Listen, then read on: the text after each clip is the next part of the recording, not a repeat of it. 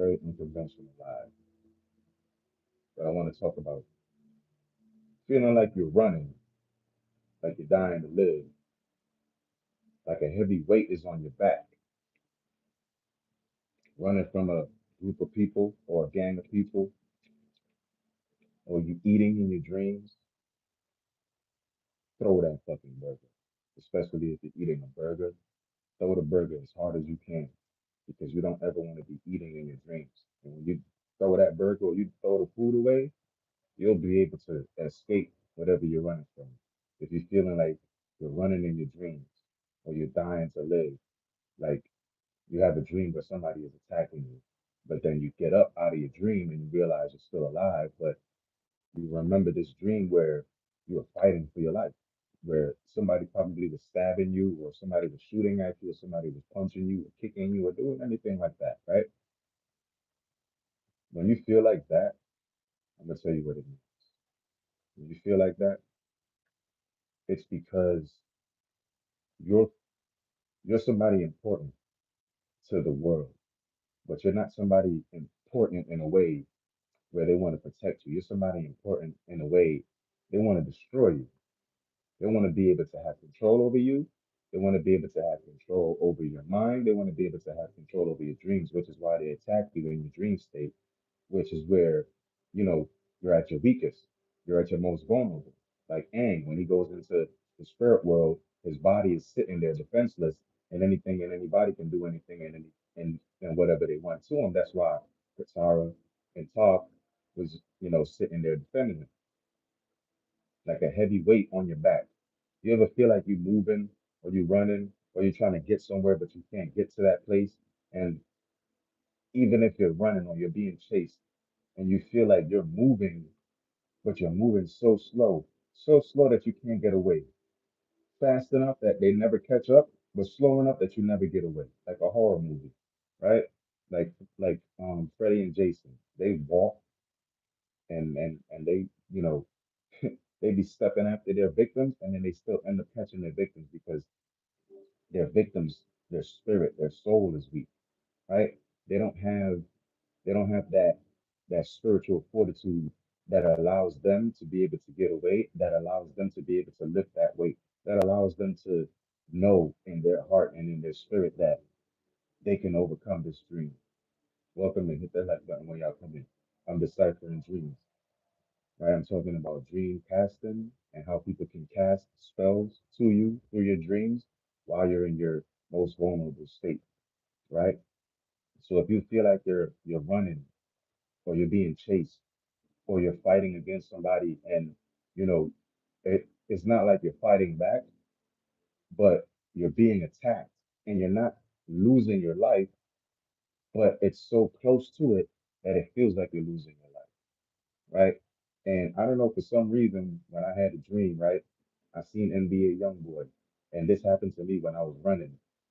And as I was running, I heard him talking to me like he was like he said something along the lines of, "You must be their front man, right? You're the one they send to stir up shit, like you're going against the system, like you're go like the way that I see it is like you're going against the system, right? And having that like that artist be the one that I see and be the one that says that to me, and the music that that artist makes, the interview that that artist just had, saying that he knows he has a lot of demons going in and out his door, all the jewelry that he got on, that's evil, right? It makes me think, especially since this time they're, they're arguing that him or NLE Choppa is the Tupac of this time, right? Which one of them is the Michael Jackson and which one of them is the Tupac of our time? But to see that, let me tell you what that means. It means that you are like the little diamond that's under the trap, right? And the universe, your angels, our ancestors is using us. Like I said, we are an extension of our spirit world, right? We are the extension of the spirit world. So they're going to use us as a lure, like that hook. My last live is going to go up on Sunday. We're going to have church on Sunday, y'all. When you have that worm on that hook, they're showing you that they're not really trying to feed the fish. They're trying to catch the fish, but they want to lure the fish with food. So they put the food on the hook. You're the food on the hook, and your ancestors is the fishermen. So whenever the world thinks that they can do anything to you, it's gonna make you feel like you're at your weakest point. It's gonna make you feel like you can't fight back. It's gonna make you feel like, something that you're doing is wrong, or something that you're doing is off your path, or off topic, or gonna take you away from your goals, right? And then they make you feel like that, so that that way the enemy don't think you know what the enemy is doing. So when you're oblivious to what's actually going on, when you're oblivious to the plan and you're being used as bait, it makes you upset with God. It makes you upset with the Most High and your angels, your spirit team, and ancestors. It makes you feel like, yo, why are you letting these people do this shit to me? Why are you letting this stuff happen to me? Why is my life going this way and going like this?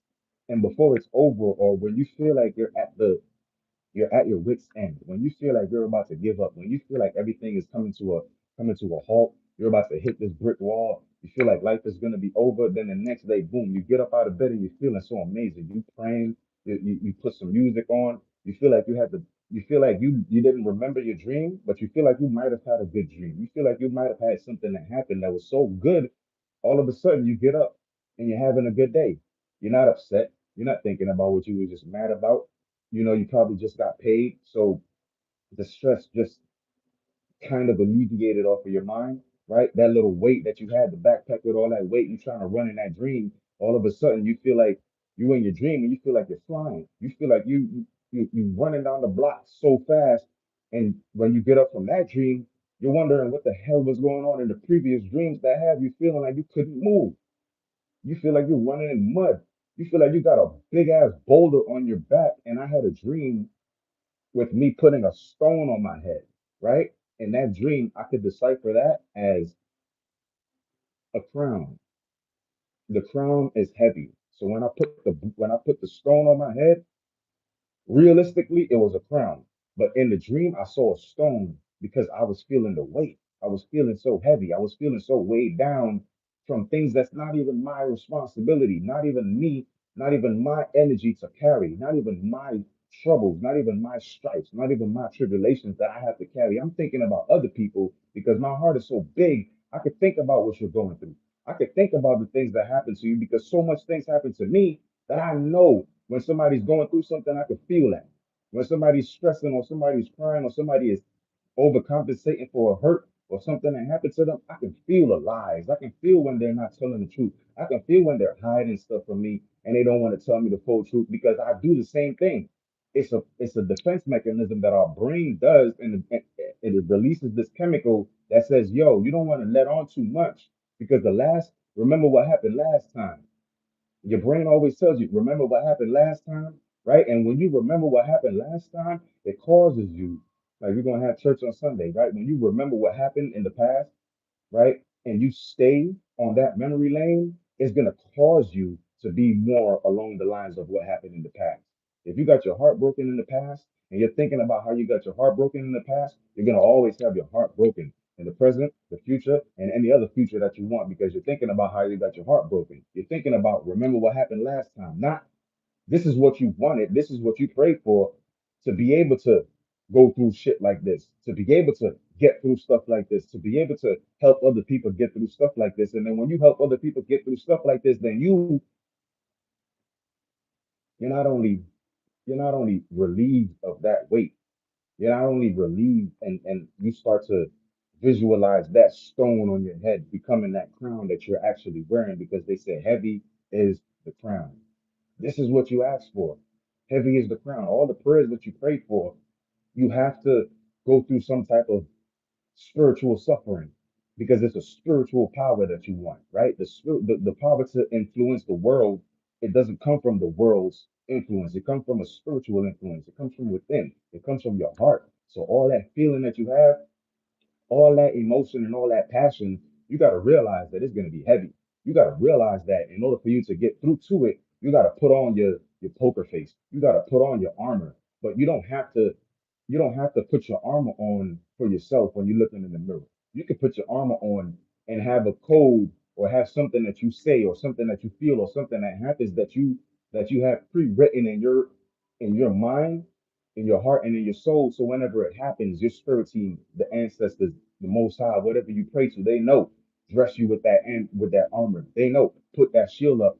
Whenever any kind of energy that's coming around, any type of energy that's in your vicinity, they're gonna put that shield on you. They're gonna put that cloak on you. It might be an invisibility cloak if you're not ready to tell people no. It might be an invisibility cloak if you're not ready to tell people how you really feel. It might be an invisibility cloak if you're not ready to be seen and you have that feeling inside of you and you have that agreement with your ancestors. You have that agreement with your angels. You have that agreement with God that says whenever any type of this energy come around me, man, I just want you to deflect that. I want you to send them a different way. I want you, my ancestors, my protectors, my angels. I want you, when my enemies see me, let them don't see me. When the people that don't like me see me, let them don't see me. And then when that happens, right?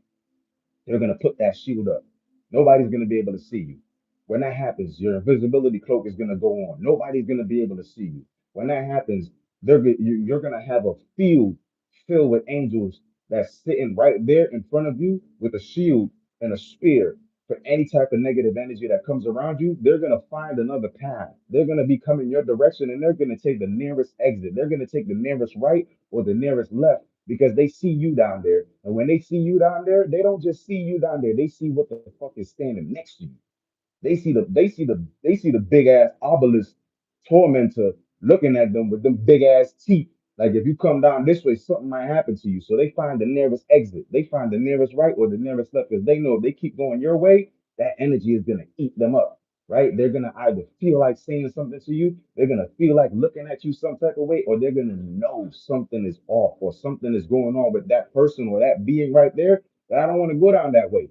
That's why when you go down in a certain when you walk into a certain neighborhood or when you drive into a certain neighborhood, you can feel the energy by what you see. If you see a whole bunch of trash everywhere, you know cleanliness is next to godliness. So if you're around a dirty ass place, you know it's a bunch of negativity around there. You want to get out of there as quick as possible, even if you got to get to your suburbs, and your suburbs is this is the city and this is your suburbs, and you got to get through this bullshit and this crap. You know, when you're going through the city and you're going through that negative part or that negative aspects or the dirty aspects of where you live, you know you got to cover yourself. You know you're probably going to say something positive to keep you in high spirits because you're probably going to see somebody that's going to remind you of something that or is going to remind you of a situation or a scenario that you've overcome. You're going to see somebody doing some things that you used to do that you graduated from. And it's all going to be that same negative energy that's going to try to pull you back to the past. It's going to try to pull you down to that negative, that low vibrating energy, right? I'm not saying that, you know, your lower chakras are negative, but when you're stuck in those chakras and you can't get out, it's like shaking up a soda can or so yeah shaking up a soda can, right? And that energy, it's in that little area, right? Your sacral chakra is this little area, and you have all that energy, all that fear, all that passion, all that creativity stuck in that one area, and it can't come to get to your heart, right? So it can show you how to make that green. Your heart chakra is green, so it can't show you how to make that green, and it can't get to the throat so you can get it out to the world and you can see it and you can speak and say and sing your truth. You can sing your song to the world, right? So when you have all that energy stuck in your sacral chakra, it's your creation, right? And it can't get out. You can't get to creating, right? And when you poop, you pee, or you ejaculate, it's a way that the energy is being used in its lowest form. If you let that energy come all the way up to your brain, you might create the next flying car. You might create the next best tech. But if you let it stay out in that sacral chakra and you use it in that form, it's only going to come out with fornication. It's only going to come out with worldly it's gonna give you worldly results. It's not gonna give you spiritual results because that energy wasn't allowed to travel all the way up to the top of the serpent, which is the spine. Your spine is a serpent, which is also along the line of the symbol S, right? So it can't travel up that serpent, right? So when it travels up the serpent, the spine, your sacral energy is that adrenochrome. Your brain isn't able to create or produce that adrenochrome to give you that adrenaline to have you have that energy to chase after that dream or whatever it is that you're building. right? So when you accept that crown, when you accept that weight, when you accept your passion, when you accept the things that you pray for, when you accept the things that you ask God for, your ancestors, your angels, your protectors, whatever it may be in the spirit world, when you ask them for that, you start having those visions, you start having those dreams, and the enemy, it starts seeing you, excuse me, the enemy starts to see you as the worm on the hook. Your ancestors aren't trying to feed this negative world. They're trying to trap the people that's trying to go against the children of light. They're trying to trap the people that's going against you. So they're going to use you.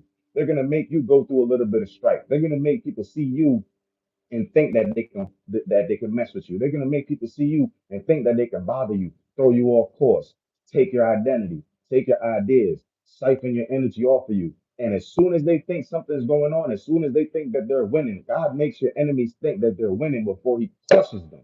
And when He crushes them, they're gonna look at you with such envy. They're gonna look at you like somebody is protecting you. They're gonna look at you like there's no possible way that person this person that I think is just regular, this person that I think is nothing, right? This person that I think is nobody, right? They're gonna look at you and think that you're this such nobody, but then how is this nobody so protected? I can't get through to them. I can't take their energy. I can't siphon from them. I can't steal from them. I can't even harm them. They ain't even inviting me, so I can't come in there like a vampire that I am, like the parasite that I am, and siphon their energy because they're not giving me no in. They're not giving me no type of space. There's no room for any type of anything to come in because they're so protected. And the reason why you're so protected is because you know what you want, you know who you are, and you know who you pray to. And you know, once you know who you are, what you want, and who you pray to, nothing in this world or the next world can interfere with the plan. You are your ancestors' extension. So whatever it is to happen in this world, so for it to happen in this world, you best believe they're gonna move. They ain't even gonna tell the mountain to move. They're gonna pick the mountain up and drop it on your enemy's head and tell you to walk over that motherfucker to get to the promised land. That's how your table is gonna be set up for you in the presence of your enemies. They're gonna drop a mountain on your enemy's head and then set your dinner table right on the top, just to add a little bit more weight, just to make them feel like if they're gonna get any type of help to get that mountain off of them, nah, because you sitting on the top of that mountain. Your ancestors put you there because you're the extension of them. Whatever you have to do in this world can't stop it. You're going to be protected in this world as you carry out your dreams and your goals and aspirations and passions in this world, especially if you know what you want, you know who you are, and you know who you pray to. There's no dream that can stop you. There's no negative energy that can interfere with you because you are going to be protected. It's going to be so clairvoyant that you're gonna feel that energy just spewing out of you. It's gonna feel whenever you walk, whenever you whenever you feel any type of passion, you're gonna feel your energy spike. And when your energy spike is gonna make you feel like you're walking with a force field around you. And when you step into the ground, it's gonna feel like your feet is so heavy, it's sinking into the earth. That's how protected you're going to be. That's how heavy your purpose is in this world. And this world can't stop you from fulfilling what you're here to fulfill. Right? I'm going to cut this short. I'm going to break it up in segments. I'm going to come back later. Right? So, what I covered, feeling like you're running and somebody's chasing you in your dreams, feeling like you're dying to live, like somebody is attacking you. This is all signs that you know who you are, you know who you're praying to, and you know what you want. So the enemy is going to try every single thing, every single which way to get you to be afraid. And they're going to come to you in your dreams. They're going to try to attack you in your dreams. That's called dream casting. When they cast a vision for you to see something that looks like something that's familiar to you, so you're going to be comfortable with accepting food and eating food, which is the poison that they can use in your dreams. So when you feel like you're comfortable in your dreams around a familiar figure that's no longer here, that you know that you had a bad history with, especially if you had a bad history with this person and you see them in your dreams, you already know what they're trying to do. You already know now they're thinking about you. You already know now the reason why you can't sleep is because you're awake in somebody else's dream. This is dream casting. This is how people cast spells on you through your dreams. They come to you in familiar faces. They come to you in the faces that you no longer relate to. They come to the faces and the people you no longer have in your life. And when they send those faces to you in your dreams, it's because they want you to come back out of your dream into this world having that negative feeling, having that heavy feeling like life is messed up, having that heavy feeling like nobody's protecting you. Whole time you're being used as bait. Whole time, if you was a fisherman, you're gonna put a worm on the hook. The fish is gonna think it's food there. The fish is gonna see food dangling from a hook. The fish is not gonna see the hook because the fish is gonna see the food. You're the food on the hook. God is the fisherman. Your ancestors is the fisherman. As soon as the enemy think they're gonna get a nice little dinner, you're covered with that same energy, that force field. So as soon as they bite, you sliver off the hook because the worm ain't stuck to the hook. The worm is wrapped around the hook. You're the worm wrapped around the hook. So as soon as they you and then slip out, and they all they bite is the flaming sword of heaven. All they bite onto is the spear of destiny. All they bite onto is the shield of Achilles that's protecting you. And then they get their head taken off.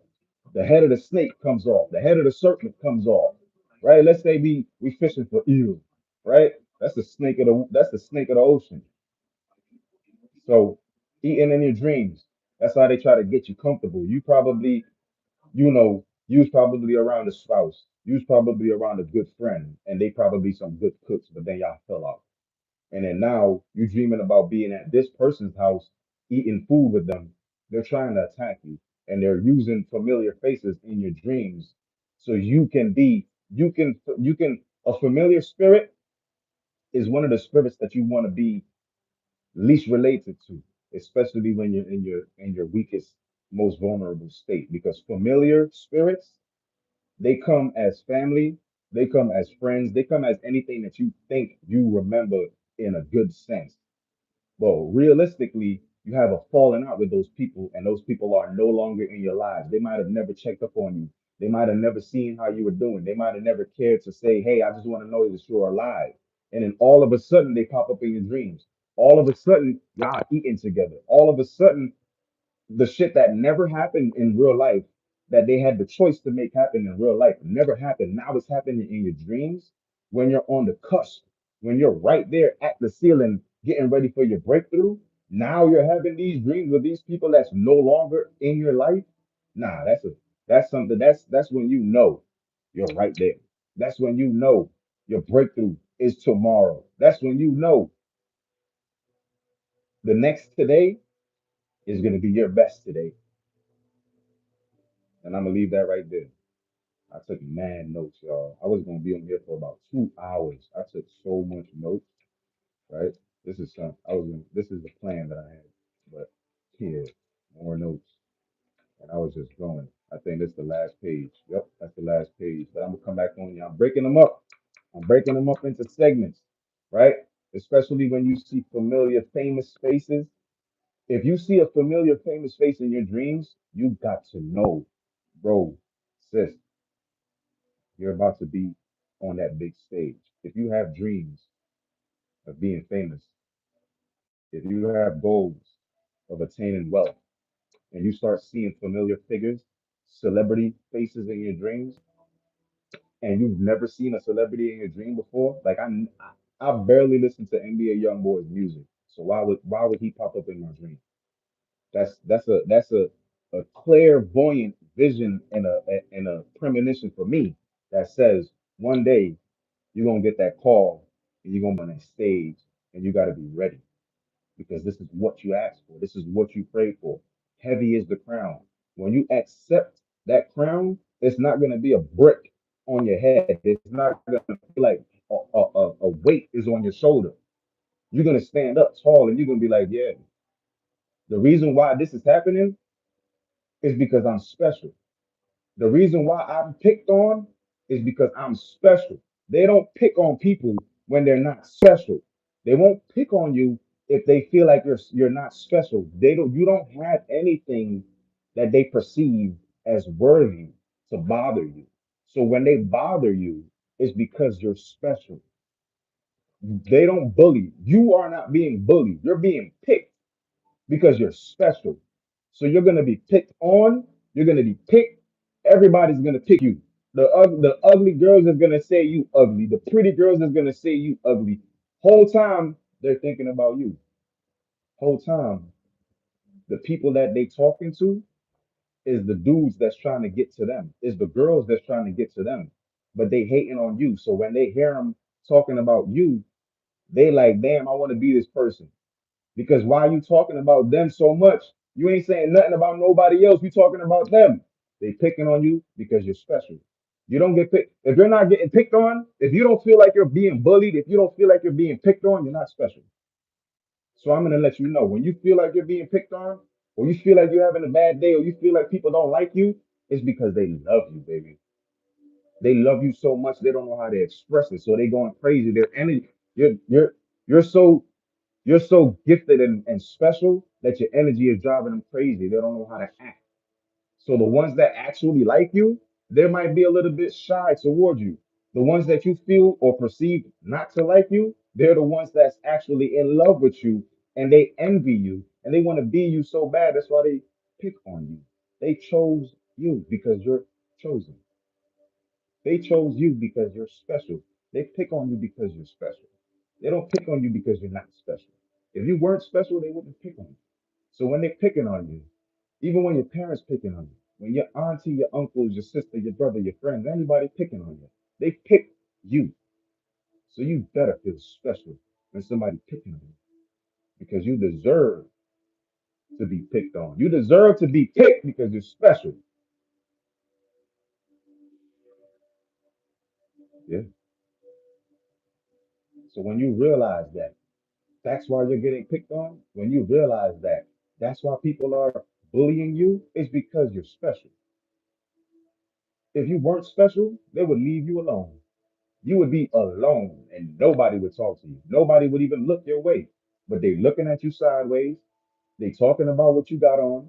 They talking about what you doing. They talking about who you with, what you got, this, that, and the third, because they are invested in you, your life. They're not invested in their life. They're not coming up to you and telling you what they got going on. They're coming up to you and wondering what you got going on. They're coming up and asking you, why are you wearing this? Why you got on that? Why are you doing this? What you gonna do with that? Because they're interested in you. You are their interest. So if you weren't interesting, they wouldn't pick on you. So you've got to be like, damn, I'm interesting. Even if you don't say it out loud, don't let the enemy know that you know what the enemy's doing. Don't let the enemy know you know what the enemy know.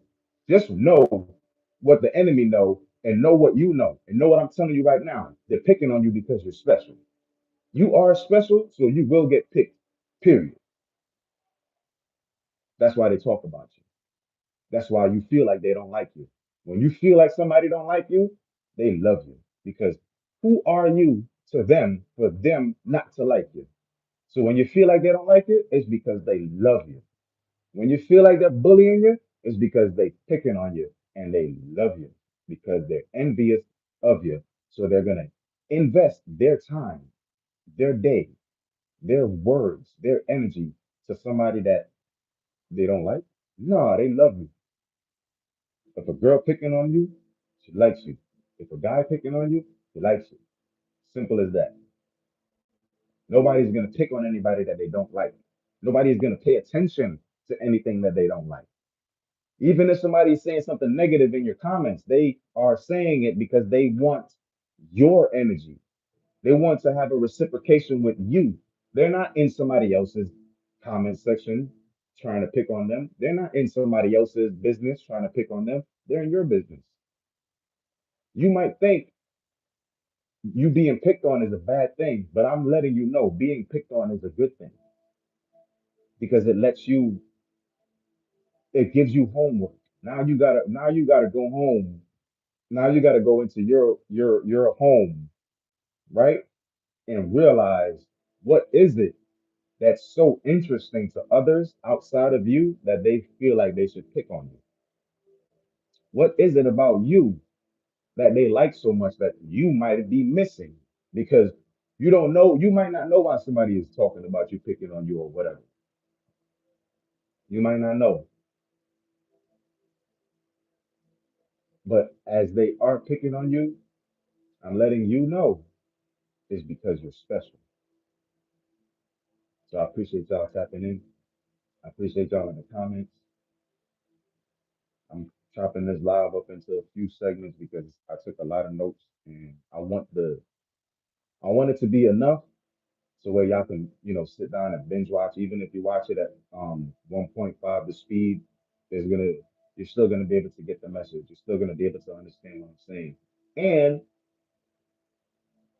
you get to play the message a lot faster. So, either way, I appreciate that. Right? I appreciate y'all in the comments. I hope y'all have a beautiful day. I hope y'all have a lovely day. I see y'all.